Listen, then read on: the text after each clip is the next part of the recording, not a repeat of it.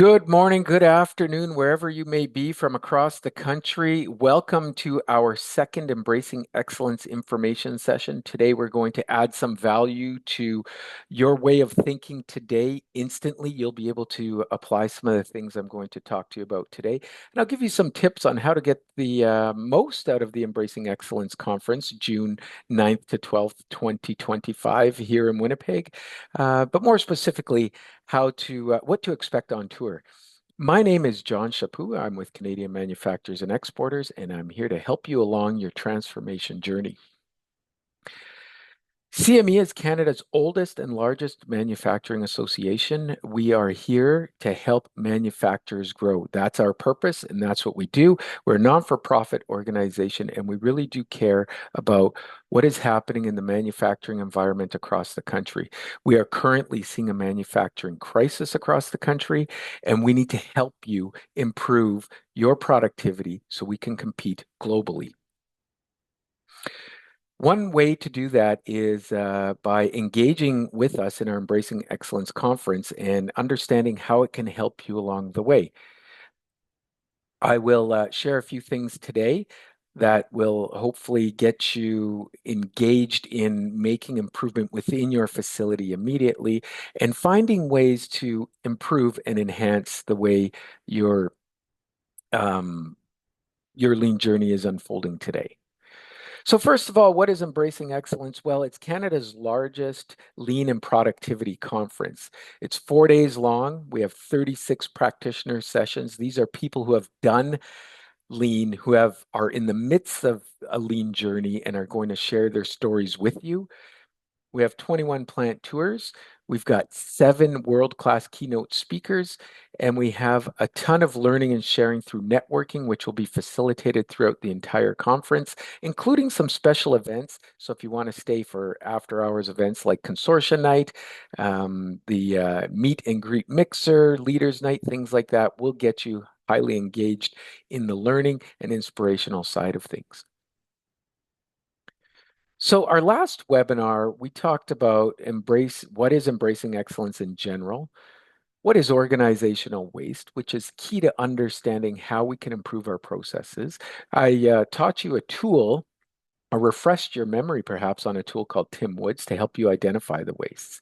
Today, what we're going to talk about is the 5 principles of lean and how to start your lean journey. Or if you are in fact on a lean journey already, this might validate some of the things you're doing and maybe help recalibrate some of the things that you should be doing a little bit differently. And I'll end with giving you some tips on what to expect from the plant tours at Embracing Excellence and how to get the most from those tours. So, just as a review, lean at its heart helps us to identify and understand that customers define value. It trains us to find ways, uh, it trains us to understand which steps of any process are adding value to the customer or not adding value, which we would call waste. Then it gives us some tools and methodologies and a way of thinking to help us eliminate or reduce those wastes so we can add more value by ratio to the customer and less non-value added activity. It effectively reduces our lead time, which helps us to become more competitive. Why is this important? Well, this is why it's important. Customers demand shorter lead times, lower prices, ever improving quality, higher variety. And how do we do that? Lean is one of the ways we'll do that. The best way we can do that is by engaging our employees in a structured, meaningful, problem-solving way to improve our processes. Because improving our processes will not only help us each individually have a better day at work, be more efficient, be more engaged, but it'll be meaningful improvements that matter to the lead times, which help our customer, that matter to the amount of effort we put into something that will help our bottom line. All of these things together help us to become more competitive and world class. Well, so how do we change? It takes leadership commitment at all levels. Well, what does that mean? It means if you're at the top of the organization, it really starts with you. You have to start by understanding what lean can do, by building the environment for continuous improvement and problem solving, and by creating that framework that helps people grow and become the best they can be with new tools and a new way of thinking. What this also means is I truly believe that everybody is a leader in their own way. If you're a process owner that has been doing the job for many years, you are probably and most likely the best person at doing that job. So, how do you help yourself by improving your processes and train others to do processes the most effective way? If you're a new person, you're a leader in a different way. You are outside eyes. You bring a new perspective to the table that can help with asking why and fixing our processes, improving our processes, and becoming, again, more competitive. It requires a new way of thinking because we've been successful so far at doing things a certain way. Well, we have to think about things a little bit differently because change, pardon me, improvement requires change. So let's think of things a little bit differently. And an enabler to that is being trained in new methods. New ways of thinking comes with new methods, comes with new challenges, comes with new cultural engagement aspects. And of course, all of this is absolutely not worth it if we don't act on what we learn. You need to act on what you learn. So here we go. The 5 principles of lean. This is it. Define value. Number 1. Number 2 is map the value stream. Number 3, create flow. Number 4, establish pull. And number 5, pursue perfection. So defining value, remember who defines value? The customer. Then let's map the value stream to understand where we're adding value and waste. We'll create flow, which builds efficiencies through our system. Then we'll create pull, which is an internal pull from our internal customers. And then we'll just pursue perfection. And this is going back to a Deming theory of plan, do, check, act. Let's talk about those in a little bit more detail. So thinking about principle number 1, defining value. Well, what we see here is, first of all, if the customers define value, we have to go straight to the top. What adds value to our external paying customer in anything we do?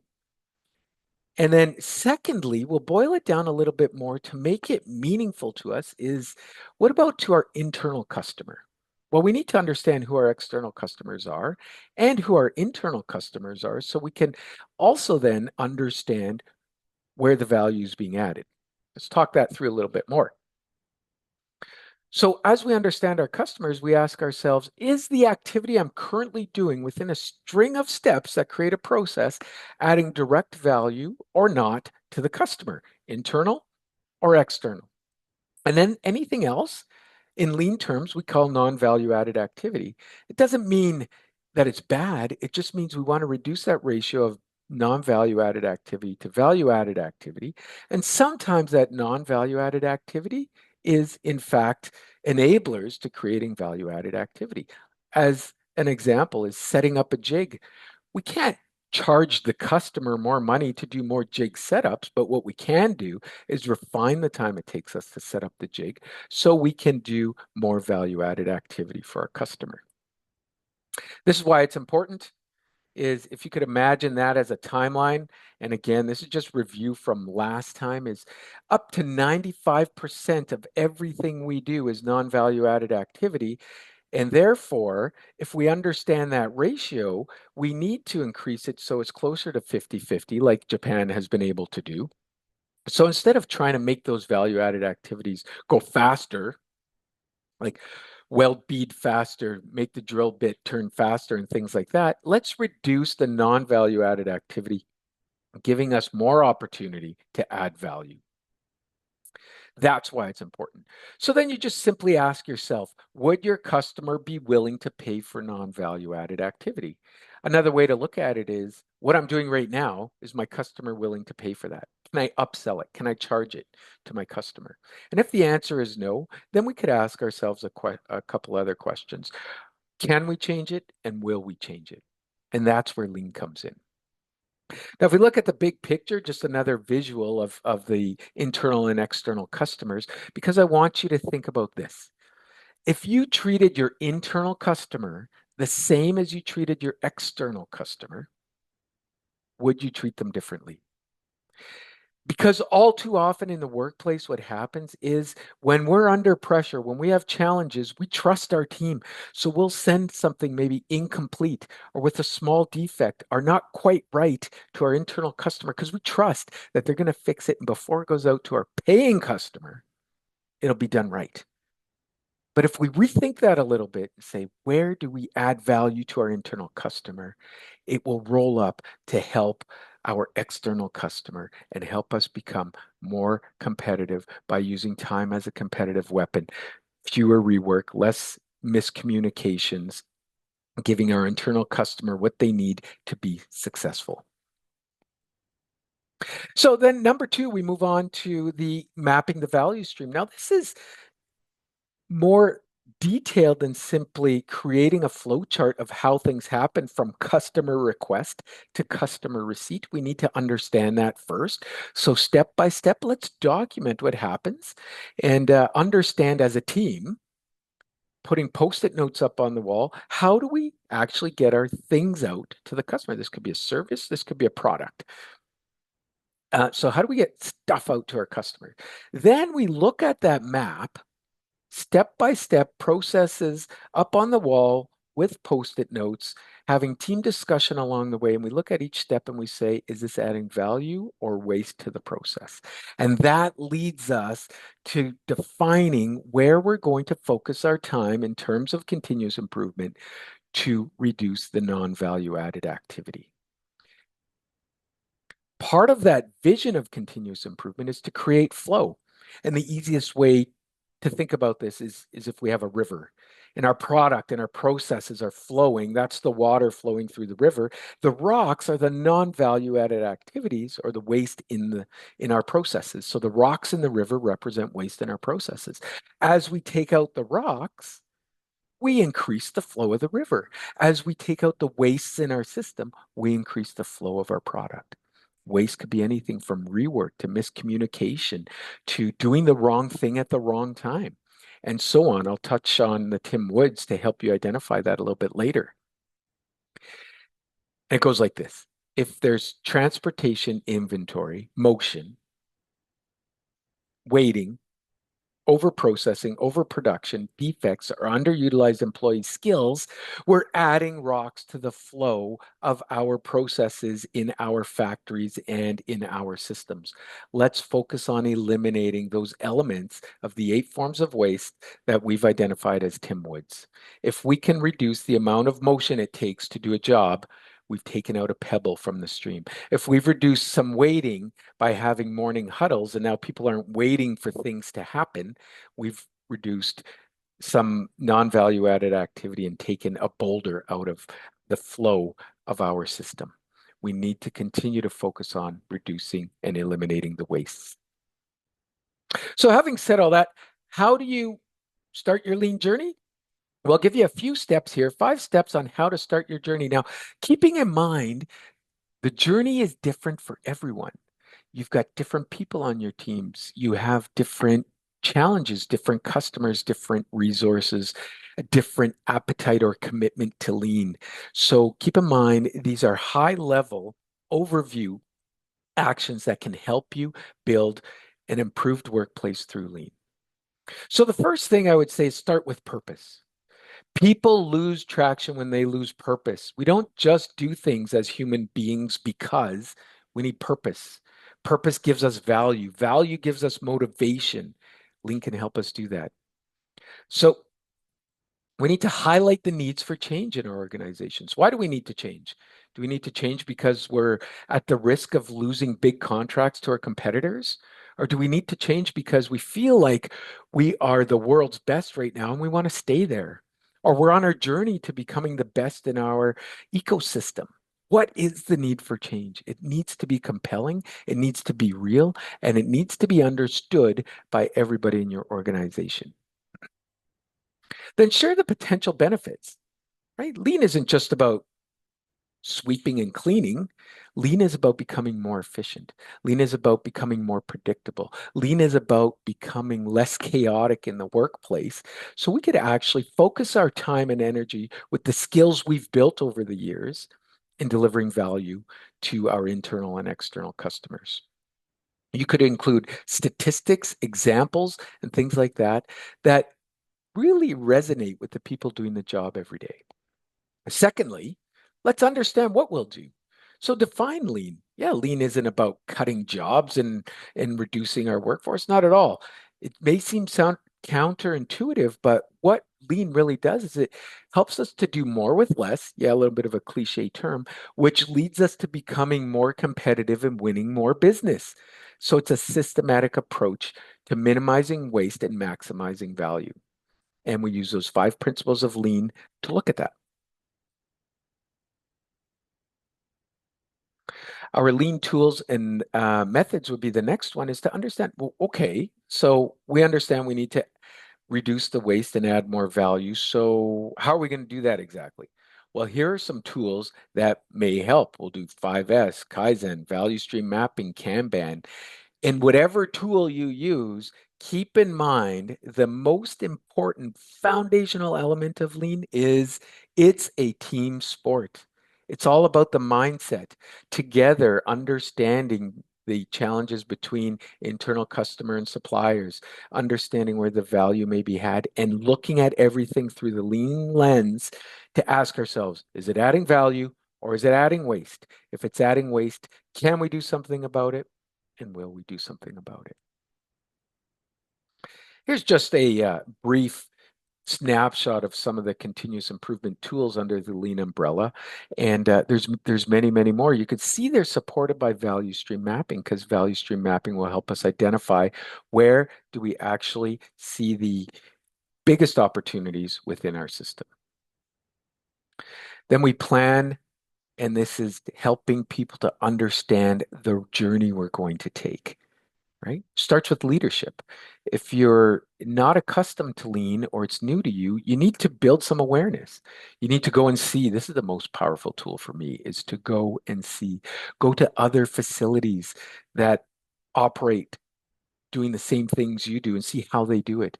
Go to other industries that are really good at whatever it is they do and try to understand how you could take some of their best practices and adapt them to your processes.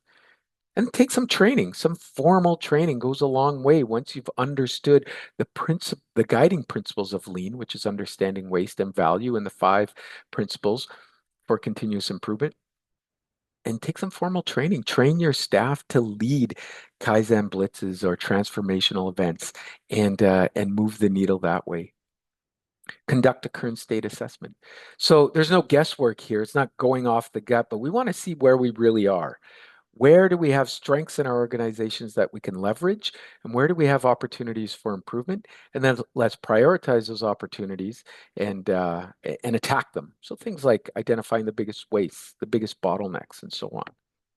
Encourage employees to build improvement into their everyday work. Use their brains, their experiences, their frustrations to drive continuous improvement every day. And we call that Kaizen.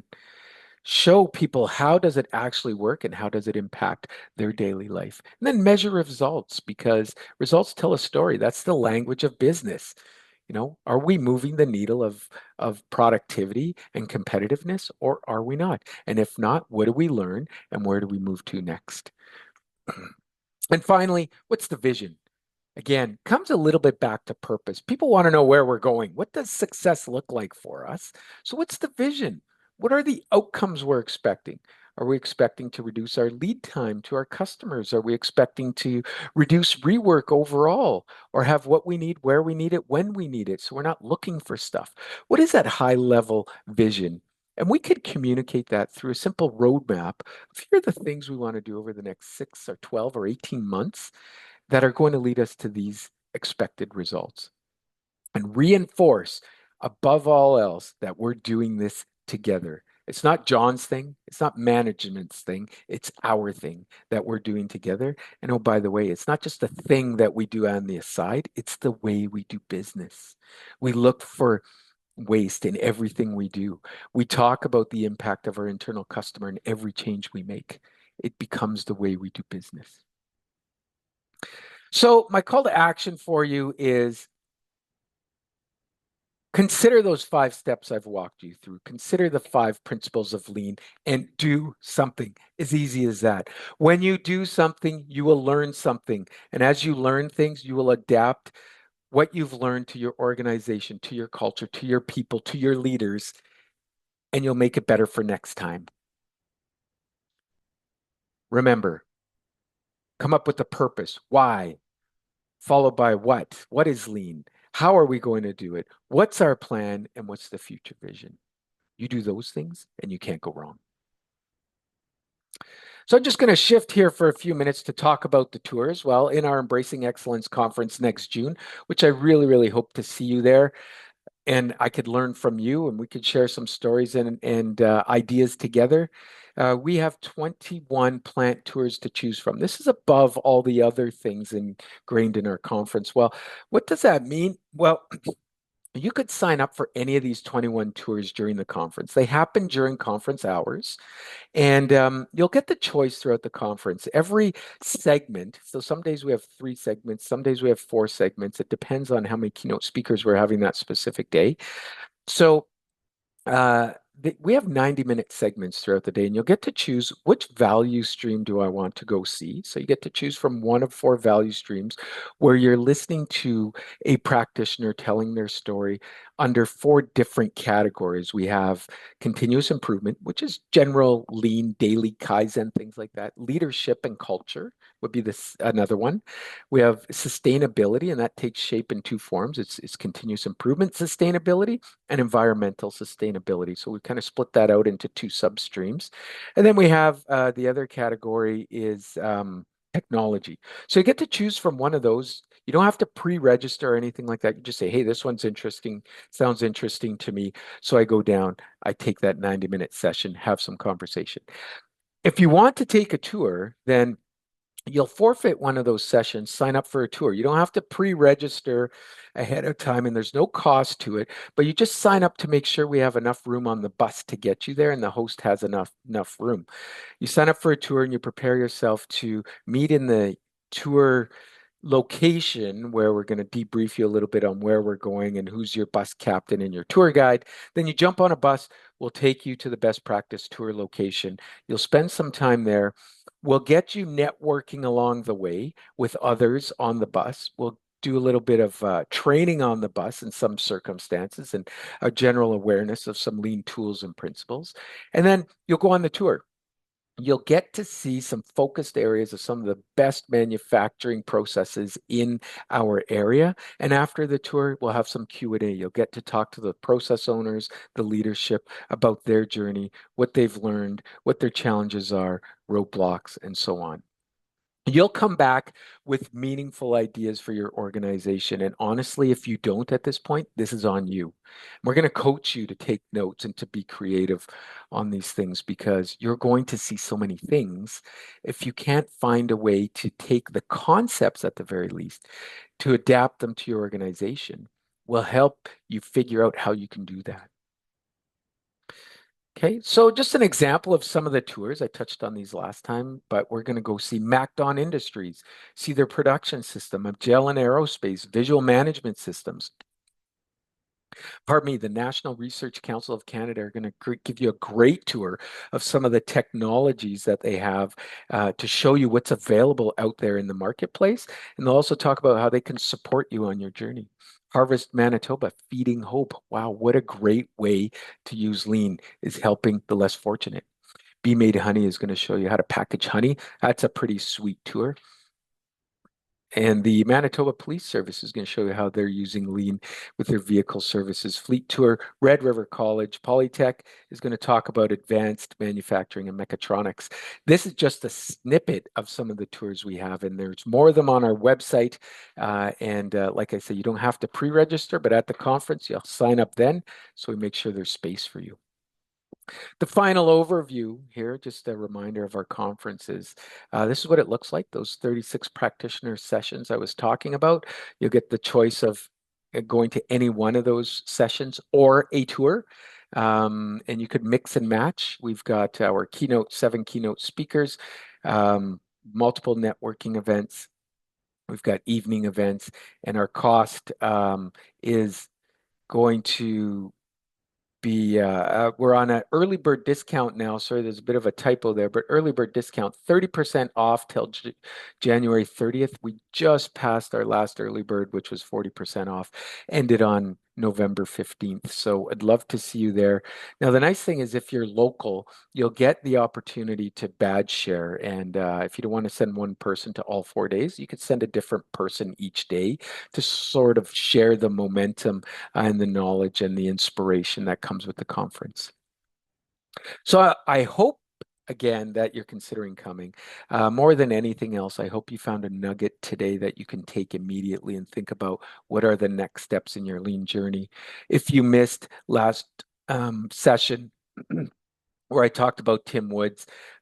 Just log on, let us watch the session. Let us know if you want the Tim Wood template that I've shared with everybody who registered, and hopefully you could be with me next session. So in 2 weeks from now, December 4th, where I'll be covering Gemba Walks, how to actively engage your culture, and networking at the conference. So encouraging you to find the best ways to improve your business.